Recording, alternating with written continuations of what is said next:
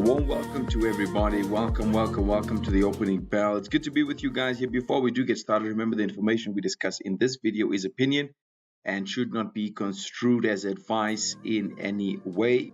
Guys, it is the 18th of December. Man, time has flown. I reiterate that. I place emphasis on that. We are literally a couple of weeks away from the end of 2025. It seems just like yesterday that we were right here again in 2024. It's really gone by extremely quick, yeah. But the markets obviously don't sleep. It continues, guys. We have some fundamentals this week. Maybe just to give you a quick snapshot, or overview here, whilst we're looking at some of the pairs like your Euro USD, your NZD USD. We are looking at those.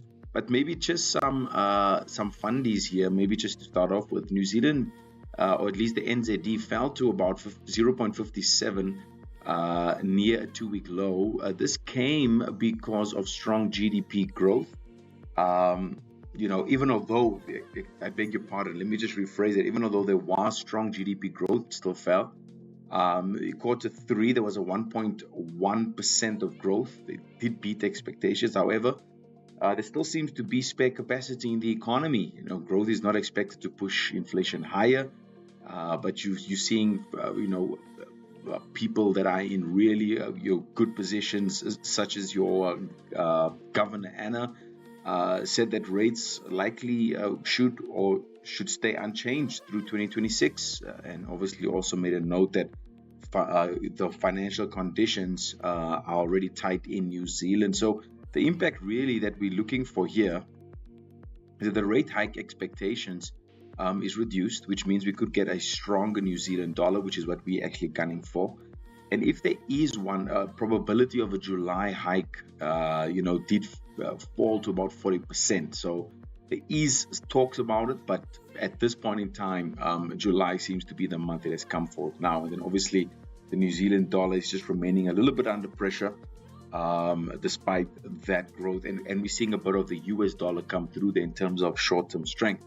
So if you're looking at the NZD USD here this morning, guys, Ash is looking for the buys here.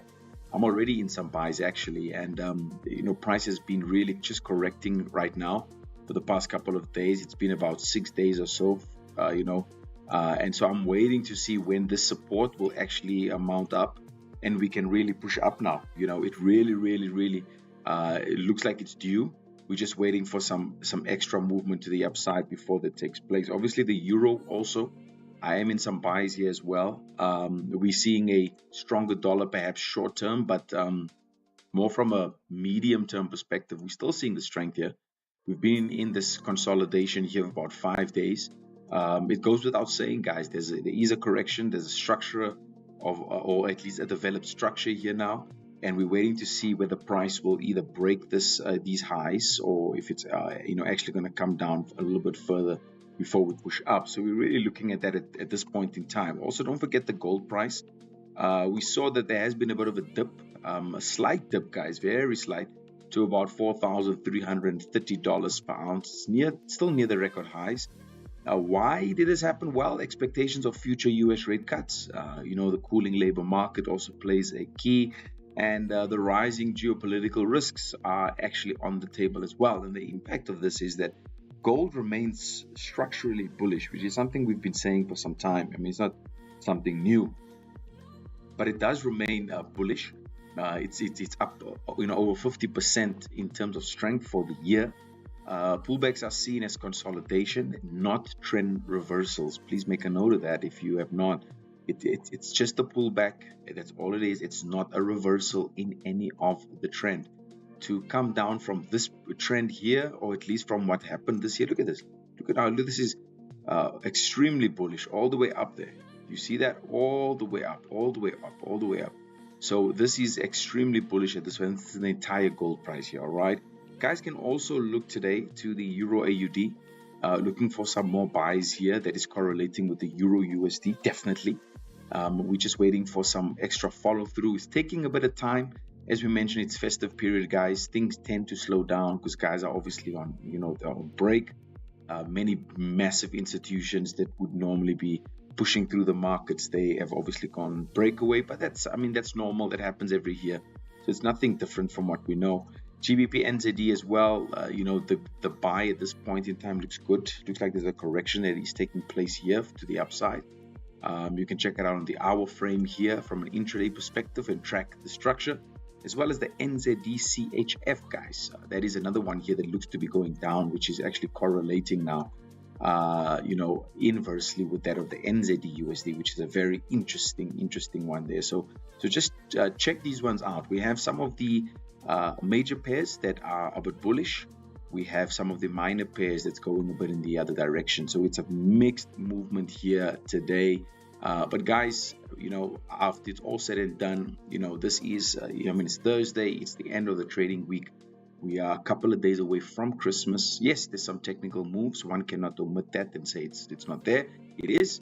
And so we want to try and capitalize on what is left of the year and of the technical charts. All right, but this is our last this is my last opening bell here for 2025. I know T will be on tomorrow, guys. This is my last one here for the year. What a pleasure. It's been an absolute blessing being with you guys. We're looking forward to 2026. We're looking forward to seeing what the market has in store for us, and we're looking forward to walking with you, all right, through this entire trading journey. All right, we'll see some of you guys in our sessions later, our classes later, guys. Make sure you get there. And obviously, if you'd like to get into some of the recordings after you fund your account, make sure that you do get in touch with your account manager. They'll assist you with the T's and C's there around that. But that's it from me. Season's greetings. Merry Christmas. Prosperous New Year. May God bless you guys. And I'll see many of you guys next year, 2026. We're back on the 5th of January. All right. 5th of January, we are off, or there's a pause from the 22nd of December. And we'll be back on the 5th of January. All right. We'll see you guys very soon. Have a good one. Ashley Reeve here. And I'm signing out 2025.